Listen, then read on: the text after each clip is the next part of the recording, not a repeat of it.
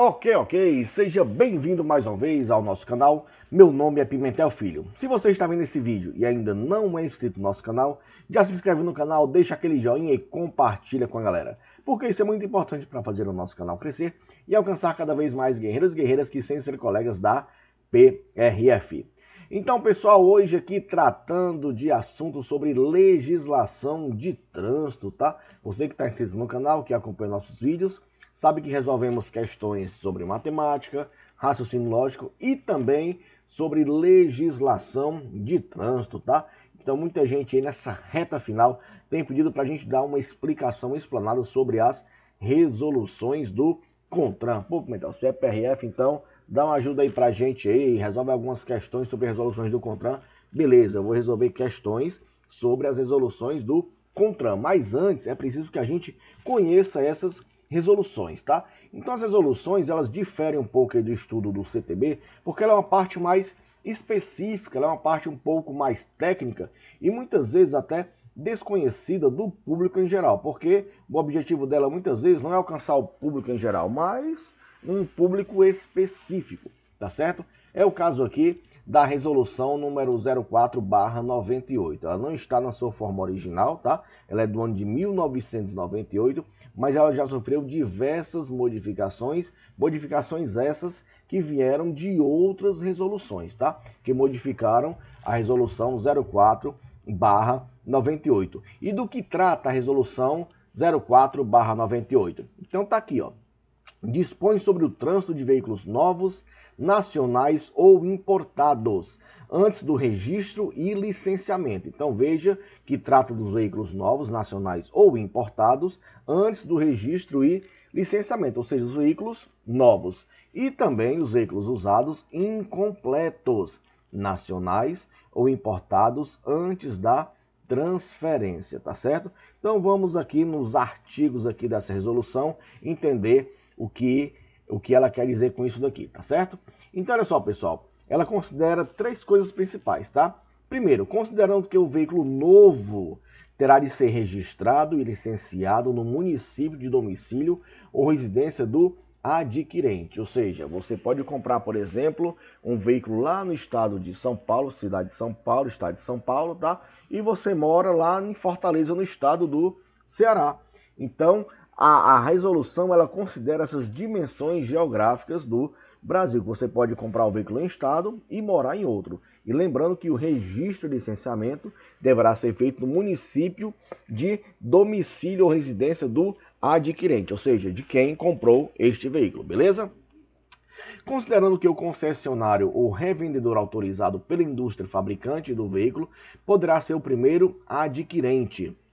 Explicando isso daqui, nós temos as concessionárias da fábrica e temos algumas lojas revendedoras autorizadas também desses veículos, tá certo? Então, nos concessionários, muitas vezes, a fábrica ela entrega aquele veículo como forma de comodato, mas tem uma nota fiscal, sim, também, vindo da fábrica para o concessionário. Então, nesse caso, o concessionário é o primeiro adquirente do veículo, então ele vai revender para o consumidor final. Mas o primeiro adquirente, no caso, é o concessionário, que pode ser de um estado distinto do estado de fabricação do veículo, tá certo? E também o revendedor autorizado, que é o que tem a loja, que se compara, no caso, aí ao concessionário. Ele só não vai ter, no caso, o veículo incomodato, mas o veículo ele vai ser transferido do fabricante para esse revendedor autorizado também por meio de uma nota fiscal, beleza?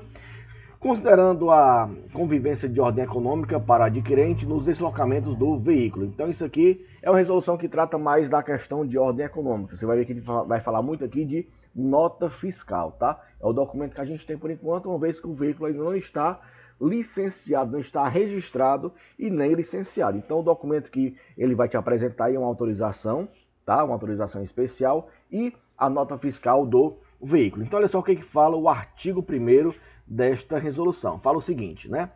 O artigo 1º, permitir o transporte de cargas e pessoas em veículos novos, antes, preste atenção, antes do registro e licenciamento. Os veículos podem ser adquiridos por pessoas físicas e jurídicas, por entidades públicas e privadas, e os destinados aos concessionários para comercialização, que são os donos de concessionários, tá?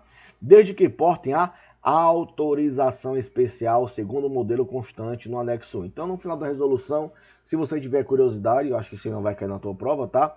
Tenha lá o modelo da autorização especial, onde vai ter alguns dados do veículo, marca, cor, modelo, a data de saída do veículo, tá certo? Então, vai ter alguns dados ali importantes para efeito de fiscalização, tá bom? Então, olha aqui, o parágrafo primeiro fala o seguinte: a permissão estende-se aos veículos inacabados, chassi, ou seja, chassi é aquela parte do veículo onde o veículo é montado em cima, tá? Por exemplo, ônibus, caminhões, isso é bem característico, né? São praticamente duas barras de metal, tá? Onde o veículo é montado em cima dele, tá certo? Então, chassi é aquela parte de baixo do veículo, onde o veículo é montado em cima dele, tá? Então, são veículos inacabados, chassi, do pátio do fabricante ou do concessionário até o local da indústria encarroçadora. Então, pessoal, tem alguns veículos, por exemplo, opa, ia caindo aqui, alguns veículos, né, caminhões, por exemplo, né, eles não têm aquela parte de trás, tem só a cabine, né, aquela parte do motorista, mas aquela parte de trás, muitas vezes, quando você compra um veículo, ele vem sem nada. Você pode colocar uma carroceria de madeira, pode colocar um baú, pode fazer uma adaptação para colocar um muque, uma adaptação para colocar um guincho, enfim, né? Você compra somente o veículo com aquela parte do chassi para ser montada uma carroceria nela, beleza? Então, ela estende-se para esses veículos que você compra ele o chassi inacabado para você levá-lo para a indústria encarroçadora, beleza? Então, vamos aqui, o parágrafo 2º fala o seguinte: a autorização especial valida apenas para transportes do município de destino, para expedida para o veículo para portar equipamentos obrigatórios previstos pelo contrato. Então veja que para que haja essa autorização especial, o veículo, tá, que vai ser transportado, que vai portar essa autorização especial, ele tem que ter todos os equipamentos obrigatórios previstos pelo CONTRAN, tá? Com base na nota fiscal de compra e venda do veículo, tá certo? E a validade é de 15 dias, isso é muito importante, gente. A validade é de 15 dias transcorridos da data de emissão, prorrogável por igual período por motivo de força maior. Então, regra básica é o quê? 15 dias. A autorização especial, ela vale por 15 dias, sendo prorrogável por igual período, ou seja, por mais 15 dias, por motivo de força maior, beleza? E tem mais uma seçãozinha lá na frente dos veículos da região norte, tá? Aguardei que a gente vai falar mais lá na frente também.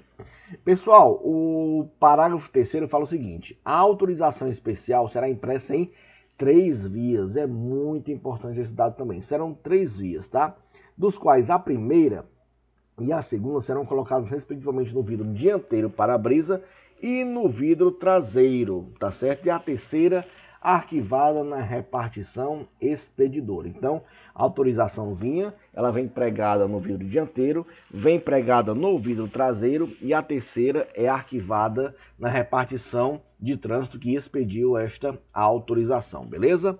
O artigo 2º fala o seguinte: os veículos adquiridos por autônomos e por empresas que prestam transporte de cargas e de passageiros poderão efetuar serviços remunerados para os quais estão autorizados, atendida à legislação específica, às exigências dos poderes concedentes e das autoridades com jurisdição sobre as vias públicas. Então veja que antes de emplacar o veículo, tá? Nesse período de 15 dias, então entenda, esse período de 15 dias não é para você estar transitando com o veículo, não. É para você sair lá da origem para o seu destino, tá certo? Vamos supor, por exemplo, que é uma empresa de ônibus, é uma transportadora que transporta cargas, então ele quer aproveitar essa viagem. O cara vem lá de São Paulo, por exemplo, lá para Fortaleza, né? É uma distância considerável, né? Então ele já quer vir trazendo, por exemplo, passageiros, já quer vir trazendo alguma carga, então sim, é autorizado, tá certo? Atendida à legislação específica e às exigências dos poderes concedentes das autoridades com jurisdição. Ou seja, tem que atender à lei, tem que atender aos critérios do CTB, mas sim, é permitido sim. Se há alguma questão perguntando se é permitido, né, os veículos adquiridos por autônomos e por empresas prestarem serviço de transporte de cargas e de passageiros, sim, é permitido sim, nesse período de 15 dias, no trânsito da origem para o destino final, beleza? O artigo 3º fala o seguinte: os veículos consignados aos concessionários, ou seja, aqueles que vão para as concessionárias para revenda, tá?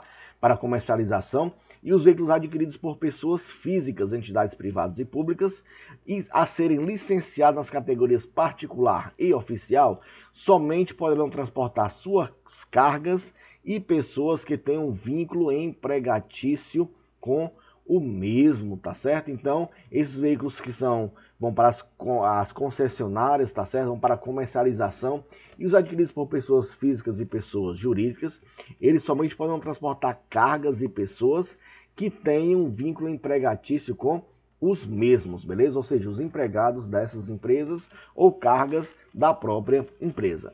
O artigo 4º fala o seguinte: antes do registro e licenciamento, o veículo novo, nacional ou importado que portar nota fiscal de compra e venda ou documento alfandegário poderá transitar, tá?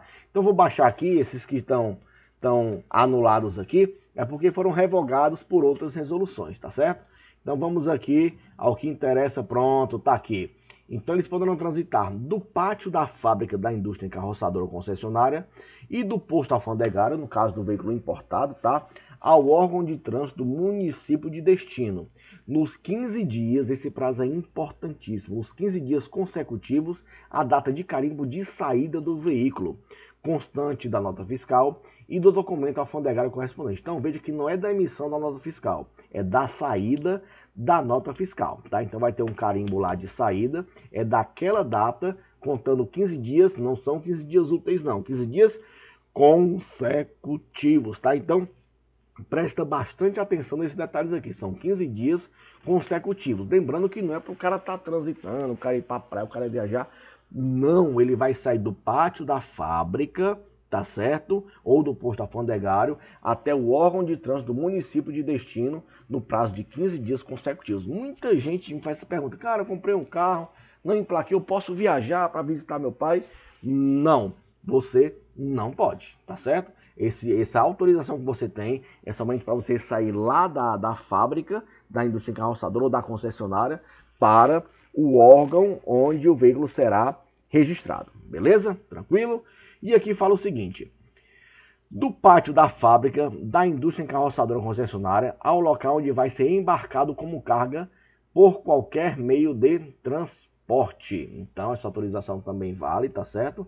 A nota fiscal, no caso, ela vale o quê? Para você sair da fábrica, da indústria encarroçadora ou concessionária, até o local onde vai ser embarcado. Por exemplo, esse veículo pode ser destinado à exportação. Então ele pode sair de uma fábrica lá do interior de São Paulo para, por exemplo, o Porto de Santos. Então ele deverá aportar também esta nota fiscal e o prazo também é de 15 dias, beleza?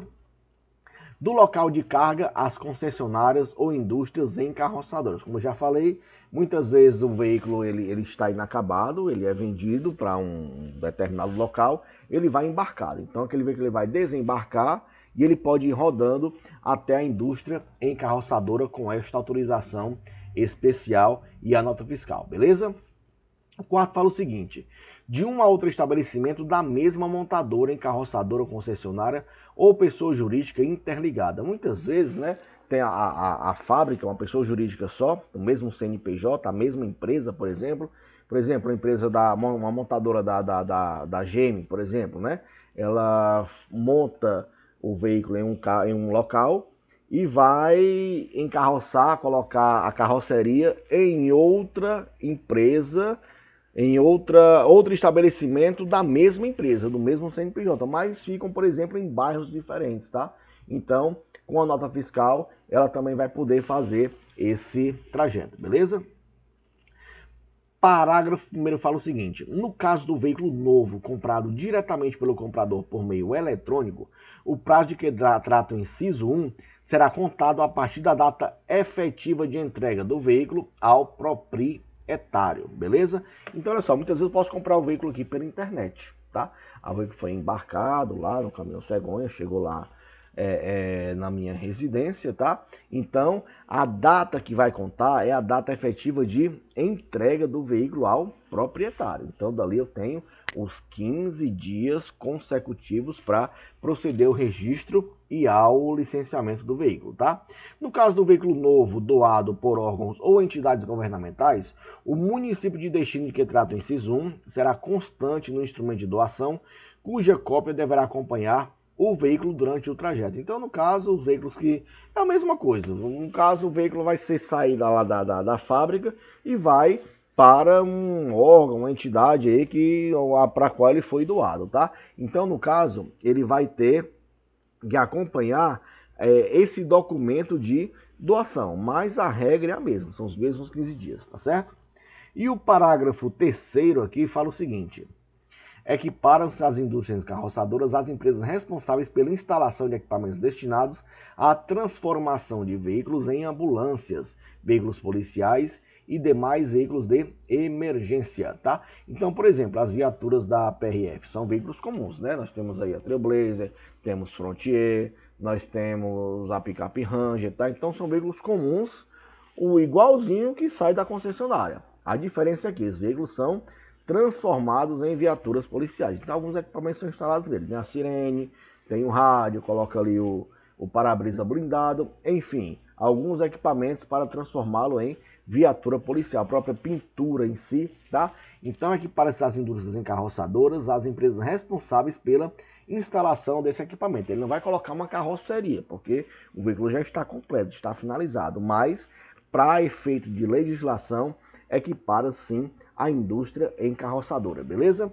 O parágrafo 4º fala o seguinte: no caso do parágrafo 3º, deverá ser aposto carimbo no verso da nota fiscal de compra com a data de saída do veículo pela empresa responsável pela adaptação da transformação. Aí sim começa a contar os 15 dias para o registro e o emplacamento do veículo, tá certo? O licenciamento do veículo.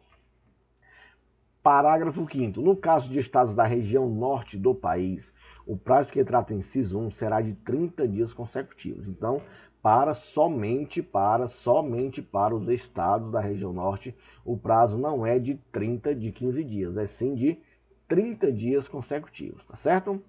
E o parágrafo 6º fala para os veículos recém-produzidos beneficiados por regime de tributário especial, para os quais ainda não foram emitidas notas fiscais de faturamento, fica permitido o transporte somente do pátio interno das montadoras e fabricantes para os pátios externos das montadoras e fabricantes ou de empresas responsáveis pelo transporte de veículos num raio de 10 km, raio máximo de 10 km, desacompanhados da nota fiscal, desde que acompanhado da relação de produção, onde consta a numeração do chassi. Então, só para entender aqui o parágrafo 6º, tá? Muitas vezes o veículo foi recém-produzido, saiu lá da fábrica, beleza? Mas o pátio onde o veículo é estocado, onde ele é guardado, não fica lá dentro da fábrica, fica distante da fábrica. Então, neste caso, tá certo? Neste caso, ele poderá transitar nesse trajeto num raio máximo de 10 km, tá?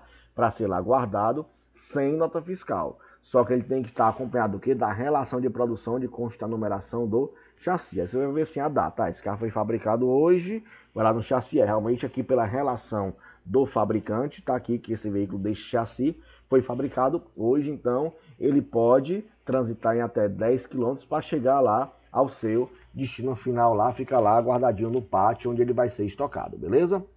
E o artigo 5º fala o seguinte: pela inobservância dessa resolução, fica o condutor sujeito a penalidade constante no artigo 230 do inciso 5º do Código de Trânsito Brasileiro. O que é isso daqui, pessoal? O artigo 230, no inciso 5, fala da proibição de transitar com veículo que não esteja devidamente registrado ou licenciado, tá? É uma infração gravíssima, tá certo? A penalidade é multa e apreensão do veículo. Medida administrativa é a remoção do veículo para o pátio, beleza?